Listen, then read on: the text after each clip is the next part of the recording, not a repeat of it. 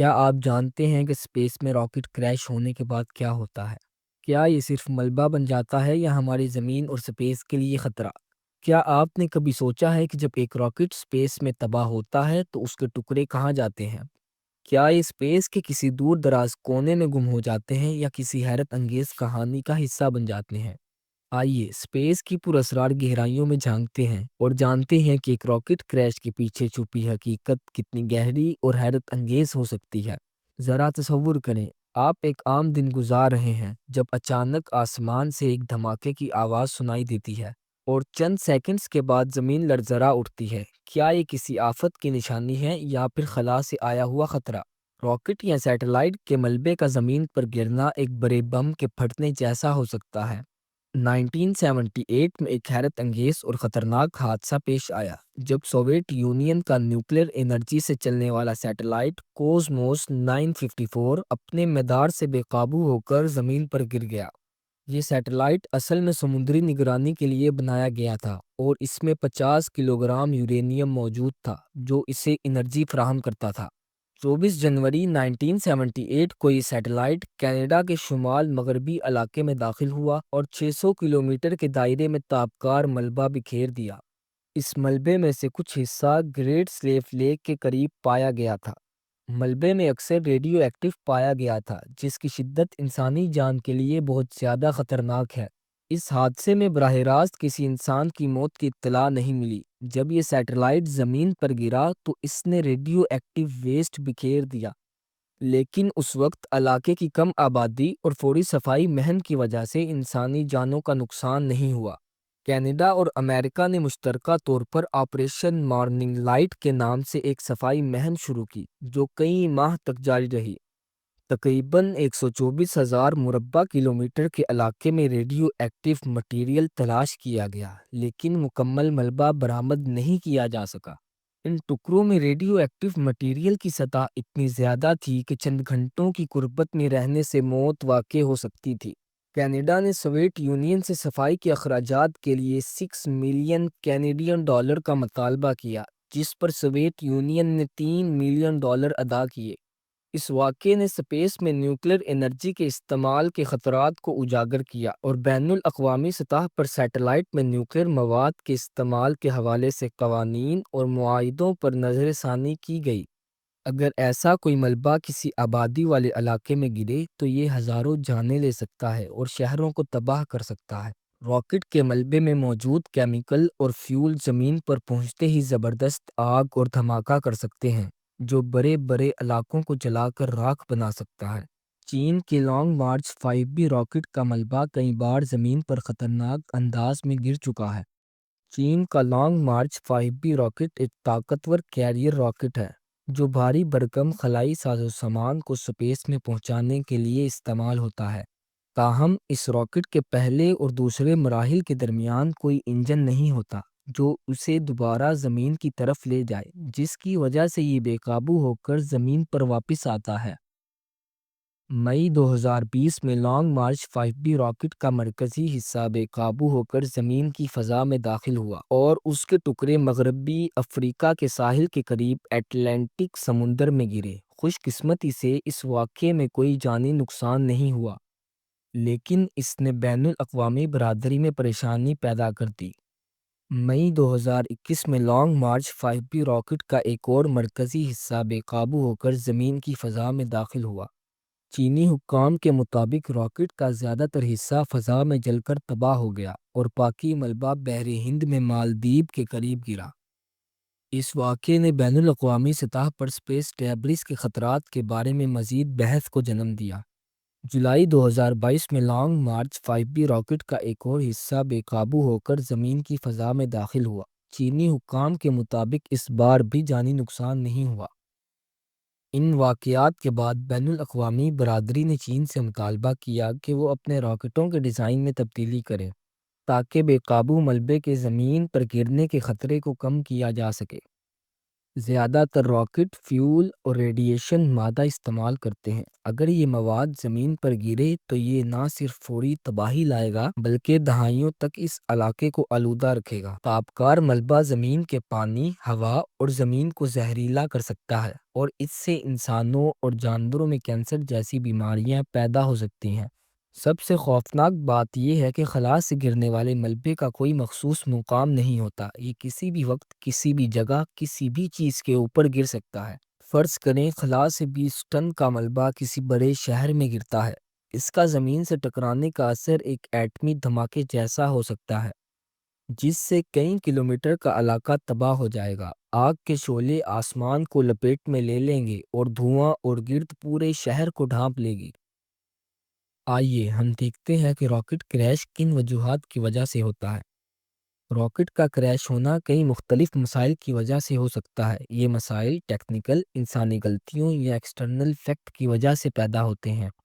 اگر راکٹ کے انجن میں کوئی خرابی پیدا ہو جائے، جیسے کہ فیول کا صحیح طریقے سے جلنا بند ہو جائے، تو راکٹ اپنی پرواز کھو سکتا ہے اور کریش بھی ہو سکتا ہے۔ 2014 میں اسپیس ایکس کا فیلکون 9 راکٹ اپنے انجن میں خرابی کے باعث کریش ہو گیا۔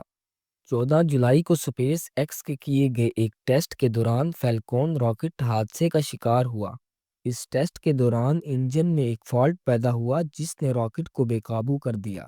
انجن کے اندر موجود لیکوئڈ آکسیجن کا پریشر بڑھ گیا تھا، جس کی وجہ سے راکٹ کے اندرونی حصے کو نقصان پہنچا اور وہ تباہ ہو گیا۔ اسپیس ایکس نے اس وقت راکٹ کو اس طرح ڈیزائن نہیں کیا تھا کہ وہ ایک انجن کے ناکام ہونے کے بعد بھی محفوظ رہ سکے۔ یہ حادثہ اس بات کی نشاندہی کرتا ہے کہ سسٹم میں بہتری کی ضرورت تھی۔ حادثے کے بعد اسپیس ایکس نے اپنی ٹیکنالوجی اور سیفٹی پروسیس میں کئی اہم تبدیلیاں کی۔ اسپیس ایکس نے اپنے راکٹ کو اس طرح بہتر بنایا کہ اگر ایک انجن ناکام ہو جائے تب بھی مشن مکمل کیا جا سکے۔ انجنز اور دیگر سسٹمز کی مزید سخت ٹیسٹنگ شروع کی گئی تاکہ اس قسم کے مسائل دوبارہ نہ ہوں۔ حادثے کے وقت جمع کیے گئے ڈیٹا کو زیادہ بہتر طریقے سے مانیٹر کرنے کے لیے نئے سسٹمز متعارف کروائے گئے۔ یہ حادثہ اسپیس ایکس کے لیے ایک سبق تھا اور اس نے کمپنی کو مزید مضبوط بنایا۔ ان حادثات کی وجہ سے اسپیس ایکس نے خود کو ایک مضبوط اور قابل بھروسہ اسپیس کمپنی کے طور پر ثابت کیا۔ اس واقعے کے بعد فیلکون 9 نے کئی کامیاب لانچز کیے اور دنیا کا پہلا راکٹ بنا جو دوبارہ استعمال کیا جا سکتا تھا۔ اگر راکٹ کے فیول کی مقدار یا دباؤ میں کمی یا زیادتی ہو جائے تو راکٹ ان بیلنس ہو سکتا ہے اور کریش بھی کر سکتا ہے۔ راکٹ کو اس کے راستے پر لے جانے کے لیے نیویگیشن اور کنٹرول سسٹمز استعمال ہوتے ہیں۔ اگر ان میں خرابی ہو جائے تو راکٹ اپنا راستہ کھو سکتا ہے اور تباہ بھی ہو سکتا ہے۔ 1996 میں یورپ کے اسپیس پروگرام کے تحت تیار کردہ ایرین 5 راکٹ کا پہلا مشن حادثے کا شکار ہوا اور یہ واقعہ اسپیس انڈسٹری کی تاریخ کی سب سے مہنگی اور مشہور ناکامیوں میں شمار کیا جاتا ہے۔ یہ حادثہ 4 جون 1996 کو ہوا اور راکٹ لانچ ہونے کے صرف 37 سیکنڈز کے بعد تباہ ہو گیا۔ اس کی بنیادی وجہ سافٹ ویئر کے اندر موجود ایک ایرر تھا۔ ایرین 5 راکٹ کے سافٹ ویئر میں موجود ایک مخصوص انرشیل ریفرنس سسٹم کو ایرین 4 کے مشن سے لیا گیا تھا۔ ایرین 5 کو زیادہ تیز رفتار اور مختلف پرواز کے لیے ڈیزائن کیا گیا تھا، لیکن سافٹ ویئر کو ان تبدیلیوں کے مطابق اپ ڈیٹ نہیں کیا گیا۔ سافٹ ویئر کے فنکشن نے سپیڈ کی زیادہ حد کا سامنا نہیں کیا۔ جب راکٹ کی رفتار بڑھ گئی تو یہ سافٹ ویئر ڈیٹا کو بٹ انٹیجر 16 میں تبدیل کرنے کی کوشش کر رہا تھا جس کی گنجائش نہ تھی۔ سافٹ ویئر میں اوور فلو ایرر کے باعث انرشیل ریفرنس سسٹم نے خود کو بند کر لیا۔ راکٹ کے بیک اپ سسٹم نے بھی اسی غلطی کو دہرایا کیونکہ اس میں بھی یہی سافٹ ویئر انسٹال تھا۔ جب سسٹم بند ہوا تو راکٹ کو غلط ڈیٹا بھیجا گیا۔ اس ڈیٹا نے راکٹ کو غلط راستے میں گھمانے کی کوشش کی، جس سے راکٹ کا سٹرکچر سٹریس کو برداشت نہ کر سکا اور وہ فضا میں تباہ ہو گیا۔ اس حادثے میں تقریباً 500 ملین امریکی ڈالر کا نقصان ہوا۔ اس مشن کے ساتھ لے جائے گئے سائنسی سیٹلائٹ بھی تباہ ہو گئے۔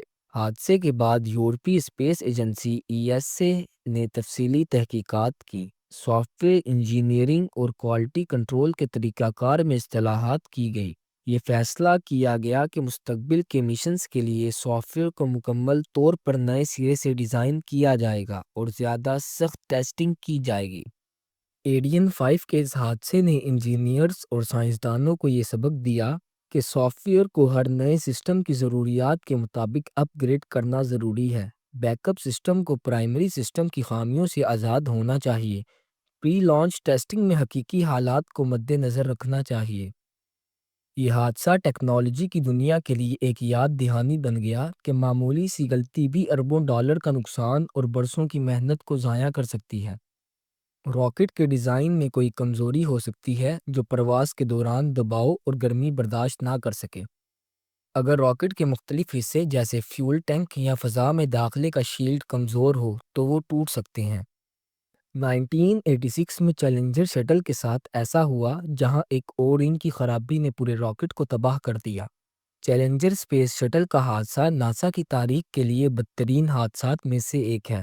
یہ حادثہ 28 جنوری 1986 کو پیش آیا جب شٹل اسپیس میں روانہ ہونے کے 73 سیکنڈ بعد ہی زمین پر گر کے تباہ ہو گئی۔ چیلنجر مشن کا مقصد خلا میں ایک سیٹلائٹ لانچ کرنا تھا۔ شٹل میں 7 افراد سوار تھے جن میں ایک اسکول ٹیچر کرسٹا میکالف بھی موجود تھے۔ چیلنجر نے فلوریڈا کے کینیڈی اسپیس سینٹر سے صبح 11:39 پر پرواز کی۔ پرواز کے 73 سیکنڈ بعد تقریباً 15 کلومیٹر کی بلندی پر شٹل دھماکے سے تباہ ہو گئی۔ شٹل کے سالڈ راکٹ بوسٹر SRB کے ایک حصے کی او رنگ سیل میں خرابی ہوئی جس کی وجہ سے راکٹ کے اندر موجود گرم گیس باہر نکلنے لگی۔ او رنگ ایک ربڑ کی سیل تھی جو راکٹ کے جوڑوں کو محفوظ رکھنے کے لیے بنائی گئی تھی۔ لانچ کے دن کا درجہ حرارت غیر معمولی طور پر کم تھا جس کی وجہ سے او رنگ ہارڈ اور ان الاسٹک ہو گئی اور اپنی سیلنگ کی صلاحیت کھو بیٹھی۔ او رنگ کی ناکامی کے باعث SRB سے گرم گیس اور شعلے راکٹ کے جوڑوں سے باہر نکلنے لگے۔ یہ گیس اور شعلے سینٹرل فیول کے ٹینک سے ٹکرا گئے اور اس میں دھماکہ ہو گیا۔ لانچ سے پہلے کچھ انجینئرز نے سرد موسم کے باعث خطرے کی نشاندہی کی تھی لیکن ان کے خدشات کو نظر انداز کر دیا گیا۔ ناسا پر دباؤ تھا کہ وہ شٹل کو وقت پر لانچ کرے کیونکہ کئی بار موسم اور ٹیکنیکل مسائل کی وجہ سے پرواز مؤخر ہو چکی تھی۔ اس حادثے میں 7 افراد ہلاک ہو گئے۔ ناسا نے حادثے کی تحقیقات کے لیے روجرز کمیشن قائم کی۔ تحقیقات سے پتہ چلا کہ او رنگ کی ناکامی اور ناسا کے فیصلہ سازی کے عمل میں خامیاں اس حادثے کی بنیادی وجوہات تھیں۔ لانچ کے دوران معمولی سی غلطی بھی بڑے حادثے کا سبب بن سکتی ہے۔ سسٹم کو صحیح طریقے سے چیک نہ کرنا، غلط کوڈنگ یا ڈیٹا انپٹ کرنا، یا لانچنگ کے وقت غلط فیصلے انسانی غلطی کی مثالیں ہیں۔ 1960 میں نیٹلین ڈیزاسٹر ایک راکٹ لانچ کے دوران غلط فیصلے کے سبب پیش آیا جس میں 78 افراد ہلاک ہو گئے۔ تیز ہوا، بجلی یا طوفانی موسم راکٹ کی پرواز کے دوران حادثے کا سبب بن سکتا ہے۔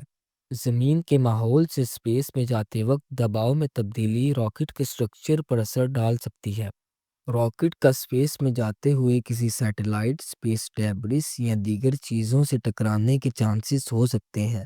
10 فروری 2009 کو روسی اور امریکی سیٹلائٹ کے درمیان ٹکراؤ خلائی تاریخ کے ایک اہم اور غیر معمولی واقعے کے طور پر جانا جاتا ہے۔ یہ حادثہ اس وقت پیش آیا جب روس کا ایک ناکارہ سیٹلائٹ کوسموس 2251 اور امریکی مواصلاتی سیٹلائٹ ایریڈیم 33 زمین کے اوپر والے مدار میں ایک دوسرے سے ٹکرا گئے۔ یہ واقعہ زمین سے تقریباً 780 کلومیٹر کی بلندی پر پیش آیا جہاں سیٹلائٹ تقریباً 42,000 کلومیٹر فی گھنٹہ کی رفتار سے حرکت کر رہے تھے۔ ٹکرانے کے نتیجے میں دونوں سیٹلائٹ مکمل طور پر تباہ ہو گئے اور ہزاروں چھوٹے ٹکڑوں میں تقسیم ہو گئے جنہیں اسپیس ڈیبرس کہا جاتا ہے۔ یہ اسپیس ڈیبرس زمین کے نچلے مدار میں تیزی سے گردش کر رہا ہے اور دیگر سیٹلائٹ، خلائی اسٹیشنز اور مستقبل کے اسپیس مشنز کے لیے خطرہ پیدا کرتا ہے۔ یہ حادثہ اسپیس ڈیبرس کے بڑھتے ہوئے مسئلے کی ایک واضح مثال ہے اور اس کے بعد سے اسپیس ایجنسیز نے ٹکراؤ سے بچنے کے لیے مزید جدید ٹیکنالوجیز اور حکمت عملیاں تیار کی ہیں۔ اس واقعے نے دنیا کو خلائی تحفظ کی اہمیت پر غور کرنے اور اسپیس ڈیبرس کو کم کرنے کی ضرورت پر زور دیا۔ راکٹ کے لانچنگ پیڈ پر فیول بھرنے یا انجن چیک کرنے کے دوران دھماکہ ہو سکتا ہے جس سے پورا راکٹ تباہ ہو جاتا ہے۔ 2016 میں اسپیس ایکس کے فیلکون 9 راکٹ کا لانچ پیڈ پر دھماکہ ہوا۔ اسپیس ایکس کے فیلکون 9 راکٹ کا دھماکہ ایک بڑی خلائی صنعت کے حادثے کے طور پر یاد کیا جاتا ہے۔ یہ واقعہ 1 سپٹمبر کو فلوریڈا کے کیمپ کینورل ایئر فورس اسٹیشن میں اس وقت پیش آیا جب فیلکون 9 راکٹ ایک معمول کی پری لانچ ٹیسٹنگ کے دوران دھماکے سے تباہ ہو گیا۔ یہ ٹیسٹ اسٹیٹک فائر ٹیسٹ کہلاتا ہے جس میں لانچ سے پہلے راکٹ کے انجنوں کو چیک کیا جاتا ہے۔ فیلکون 9 راکٹ پر ایک اسرائیلی کمیونیکیشن سیٹلائٹ آموز 6 موجود تھی جو دھماکے کے دوران مکمل طور پر تباہ ہو گئی۔ دھماکہ اس وقت ہوا جب راکٹ کو فیول سے بھرا جا رہا تھا۔ یہ حادثہ اس قدر شدید تھا کہ دھماکے کی آواز کئی میل دور تک سنائی دی اور لانچ پیڈ پر بڑے پیمانے پر آگ لگ گئی۔ خوش قسمتی سے کوئی جانی نقصان نہیں ہوا کیونکہ یہ ٹیسٹ بغیر کسی عملے کے تھا۔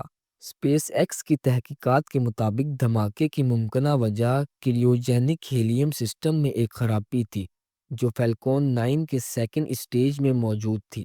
ہیلیم ٹینک کے اندر دباؤ میں کمی کی وجہ سے ایک زبردست دھماکہ ہوا۔ یہ مسئلہ اسپیس ایکس کی تاریخ میں ایک منفرد اور پیچیدہ چیلنج تھا۔ یہ حادثہ اسپیس ایکس کے لیے ایک بڑا دھچکا تھا کیونکہ اس کی وجہ سے کئی اہم مشنز تاخیر کا شکار ہو گئے۔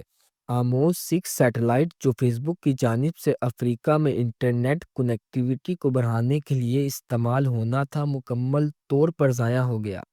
اسپیس ایکس کو اپنے فیلکون 9 راکٹ کے ڈیزائن اور حفاظتی طریقوں کا شروع سے جائزہ لینا پڑا۔ حادثے کے بعد اسپیس ایکس نے اپنی خامیوں کو دور کرنے اور فیلکون 9 کی کارکردگی کو بہتر بنانے کے لیے سخت محنت کی۔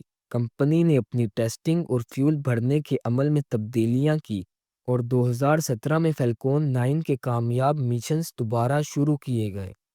خلا میں موجود اسپیس ڈیبریس مصنوعی سیٹلائٹ کے لیے ایک بڑا خطرہ بن چکا ہے کیونکہ یہ ملبہ انتہائی تیز رفتار سے حرکت کرتا ہے اور کسی بھی وقت سیٹلائٹ سے ٹکرا سکتا ہے۔ اسپیس میں موجود ملبہ عام طور پر 28,000 کلومیٹر فی گھنٹہ یا اس سے زیادہ کی رفتار سے حرکت کرتا ہے۔ اس رفتار سے حرکت کرنے والے چھوٹے سے چھوٹے ذرات جیسے ایک بیج یا رنگ بھی بہت زیادہ انرجی رکھتے ہیں اور کسی سیٹلائٹ کو تباہ کرنے کے لیے کافی ہیں۔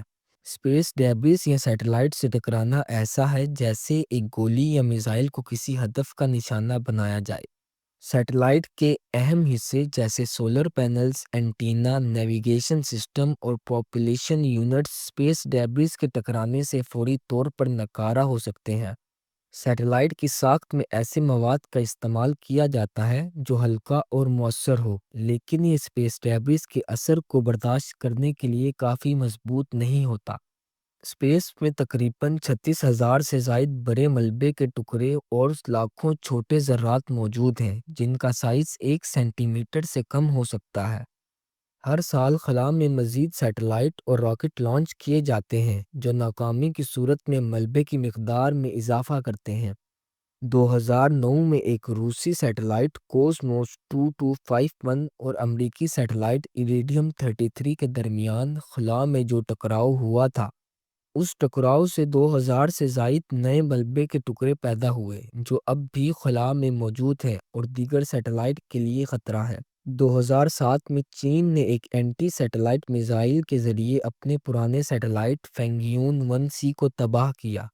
اس واقعے سے 3000 سے زیادہ اسپیس ڈیبریس کے ٹکڑے پیدا ہوئے جو آج بھی خلا میں گھوم رہے ہیں۔ اسپیس ایکس کے اسٹارلنک سیٹلائٹ کو بھی اسپیس ڈیبریس سے بچانے کے لیے اکثر مدار میں تبدیلی کرنی پڑتی ہے کیونکہ اسپیس ڈیبریس ان کے لیے مسلسل خطرہ ہے۔ کیسلر سنڈروم، جسے کیسلر ایفیکٹ بھی کہا جاتا ہے، ایک نظریہ ہے جسے 1978 میں ناسا کے سائنسدان ڈونلڈ کیسلر نے پیش کیا۔ اس کے مطابق اسپیس میں ملبے کی مقدار اتنی زیادہ بڑھ سکتی ہے کہ یہ مسلسل ٹکراؤ کی وجہ بنے جس سے مزید اسپیس ڈیبریس پیدا ہوں اور اس سے اسپیس کے مخصوص حصے ناقابل استعمال ہو جائیں گے۔ یہ عمل ایک مسلسل ٹکراؤ کی صورت اختیار کر سکتا ہے جسے کاسکیڈ ایفیکٹ کہا جاتا ہے۔ کیسلر سنڈروم کی ابتدا اس وقت ہوئی جب ایک سیٹلائٹ یا ملبہ کسی دوسرے خلائی جسم سے ٹکراتا ہے اور یہ ٹکراؤ بے شمار چھوٹے ٹکڑوں میں تبدیل ہو جاتا ہے۔ اسپیس میں ملبے کے ٹکرانے کی وجہ سے سیٹلائٹ کے سسٹم پر کیا اثرات ہوتے ہیں، آئیے دیکھتے ہیں۔ جی پی ایس اور دیگر نیویگیشن سیٹلائٹ اسپیس ڈیبریز سے متاثر ہو سکتے ہیں، جس سے زمینی سسٹم میں خلل پیدا ہو سکتا ہے۔ سیٹلائٹ کے نقصان سے انٹرنیٹ، موبائل نیٹ ورکس اور ٹیلی ویژن سروسز متاثر ہو سکتی ہیں۔ ویدر پریڈکشن کرنے والے سیٹلائٹس کے تباہ ہونے سے زمینی خطرات کو پریڈکٹ کرنا مشکل ہو سکتا ہے۔ زراعت، جنگلات اور دیگر شعبوں کے لیے زمین کے مشاہدے والے سیٹلائٹس کے متاثر ہونے کا خطرہ رہتا ہے۔ راکٹ کے کریش ہونے کی وجہ چاہے جو بھی ہو، یہ حادثات بہت خطرناک اور مہنگے ہوتے ہیں۔ یہی وجہ ہے کہ اسپیس ایجنسیز اور کمپنیاں جیسے ناسا اور اسپیس ایکس جدید ترین ٹیکنالوجی اور سخت حفاظتی تدابیر پر کام کر رہی ہیں تاکہ ان حادثات سے بچا جا سکے۔ اسپیس ایجنسیز کے لیے راکٹ کا ہر کریش ایک سبق ہوتا ہے جو مستقبل کی کامیابیوں کے لیے راستہ ہموار کرتا ہے۔ ناسا اور دیگر ادارے کوششوں میں لگے ہیں کہ وہ زمین پر اسپیس ڈیبریز کے گرنے کو روکنے کے لیے نئے طریقے بنا نکالیں۔ لیکن کیا ہم واقعی اسپیس سے آنے والے ہر خطرے کو روک سکتے ہیں، یا پھر ہمیں مستقبل میں ایک بڑی تباہی کے لیے تیار رہنا ہوگا؟